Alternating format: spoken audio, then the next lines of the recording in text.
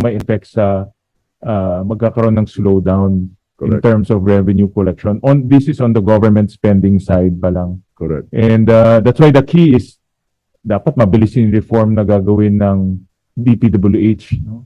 Or else, that's close to about 900 billion in terms of infra spending na pwedeng, well ngayon kasi nasa third quarter na tayo, so mga kalahati siguro, mga 400-500 billion, pwedeng madelay.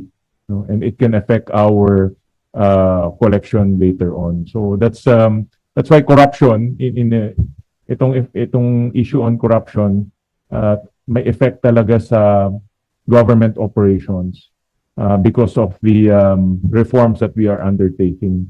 Meron bang epekto on taxpayer payments? Do you think it will affect people in Generally, paying their taxes? Dahil marami na didismay, daming mga rally, daming mga ano, but do you see any slowdown in terms of paying taxes? yes, nararamdaman ng BIR yan. Medyo yung growth rate ng collection nila nababawasan ng konti, but so far, manageable naman that.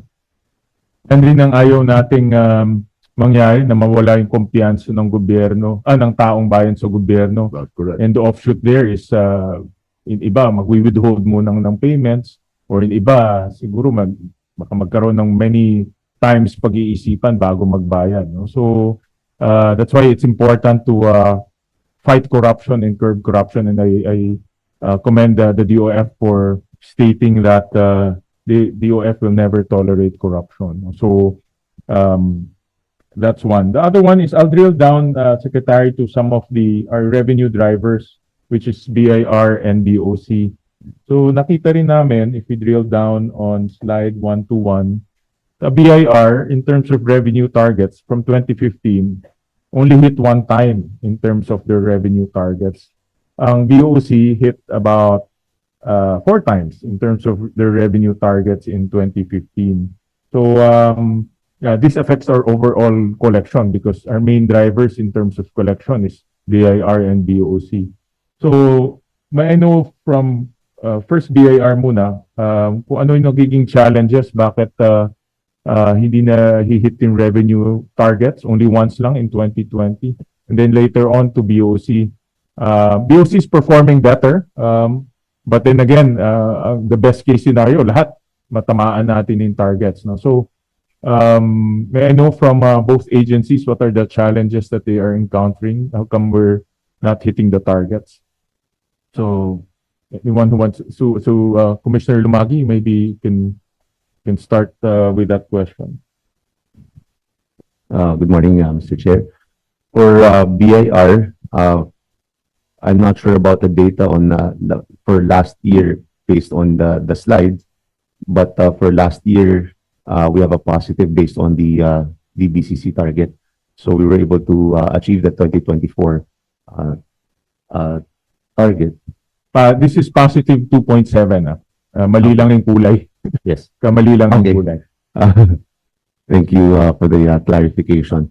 And also for 2023, I think the figure there is mainly because of because of the transition from the monthly VAT to quarterly VAT. That's why there's a problem with the data on 2022 and 2023 figures. But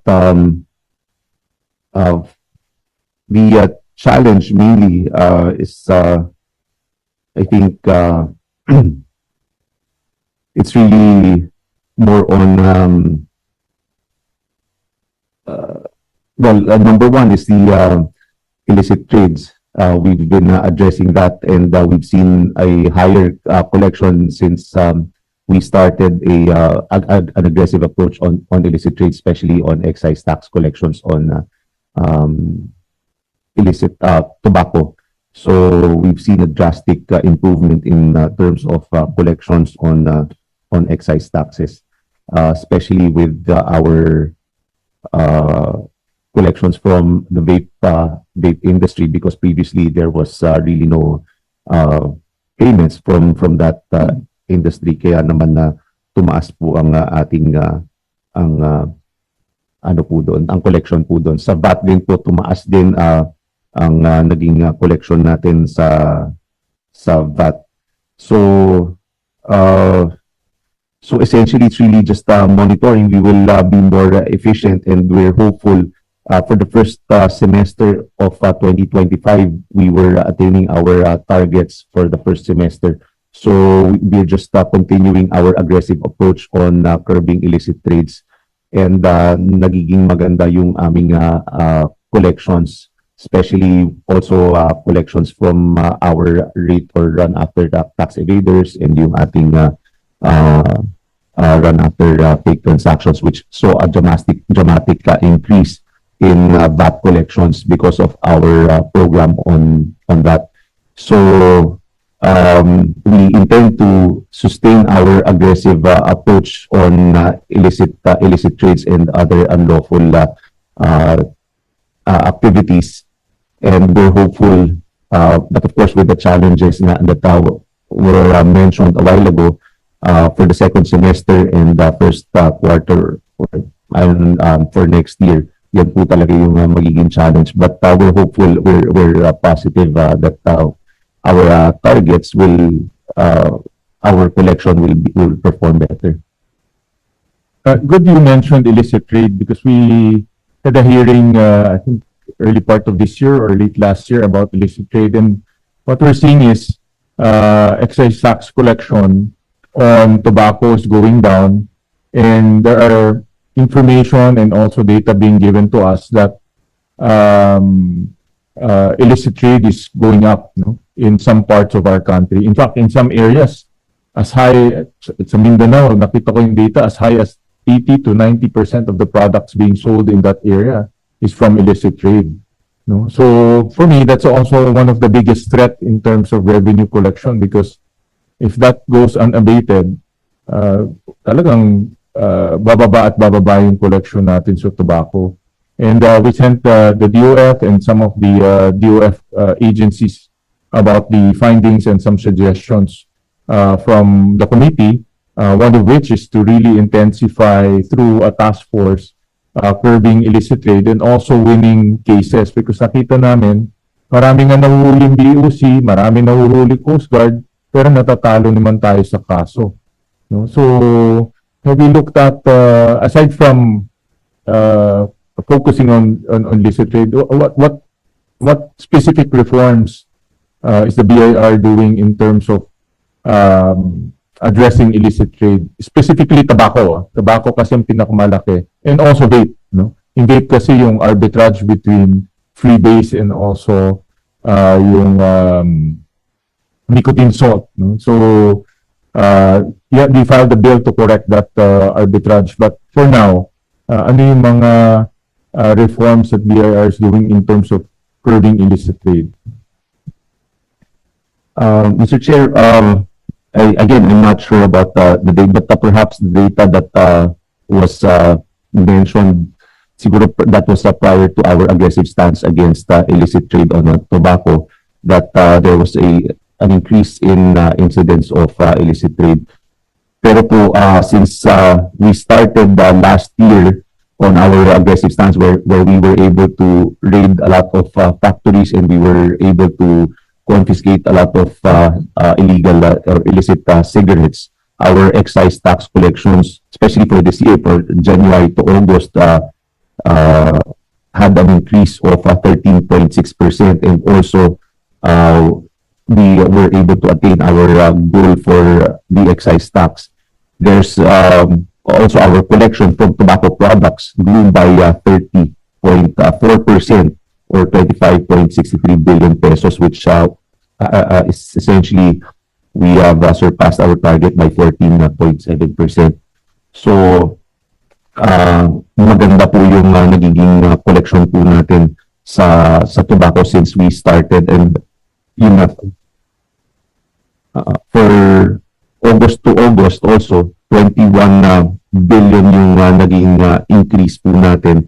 So, effective naman po yung pag-monitor po natin sa mga illicit trades. And of course, we have to admit that there's still a lot of things to do para mas makakolekta po. and the one that you mentioned a while ago, the bill for vape products, because we've seen a lot of yung shifting of consumer preference from tobacco to vape products.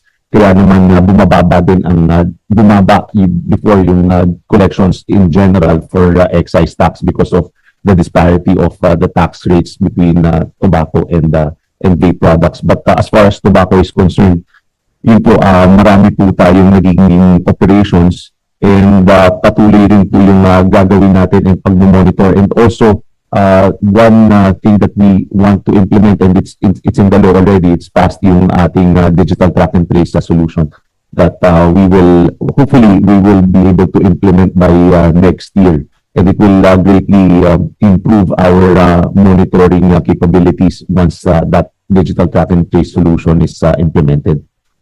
How many raids have you conducted in 2024 and also first half of 2025? And how much revenue have BIR was able to generate with those raids?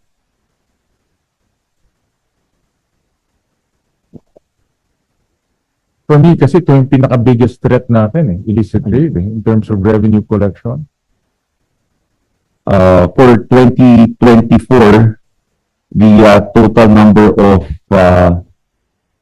enforcement cases that we've made is 2,498.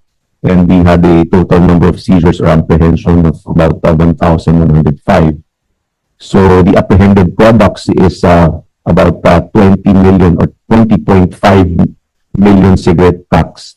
And for vapor products, that's 952,000 ml.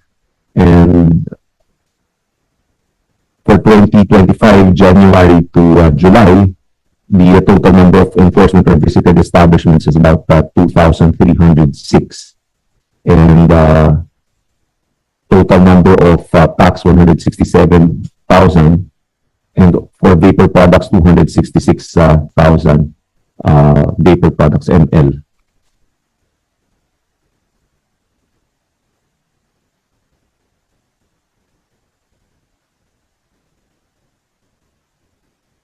For 2024, 20 million lang ang value. Medyo maliit lang Sorry, For 2024, 20 million lang ang tax, 20.5 million tax of cigarettes. How much did we manage to generate in terms of revenue? For revenues, we were able to collect that just 20.5 million pesos.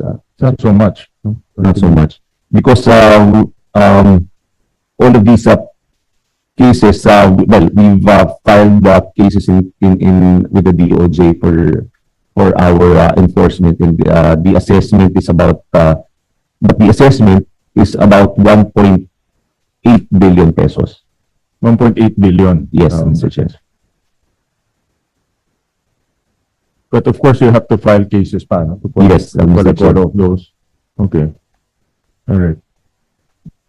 And then, can we get an answer from the BOC in terms of the revenue collection? Good morning, Mr. Chair. As an answer to the first question with regard to the challenges, and I also get the solution side that we're undertaking, we've identified three major challenges that the BOC has been facing not only during my term. I took over only this July, but for the last so many years. The first challenge, Mr. Chair, will be the obsolescence or the way the processes are being handled insofar as the lodging, assessment, and the payment system is concerned. Because if you would look at it closely, the processes would allow discretion on the part of the assessment side. Although we, of course, we are using transaction value as the primary mode of getting the value of imports, but an obsolete or an old way of doing everything is vulnerable to being released on the actual corrections that should be taken from the importer. So, as a solution to this, we are now pursuing aggressively the full digitalization of the customs processing system. However,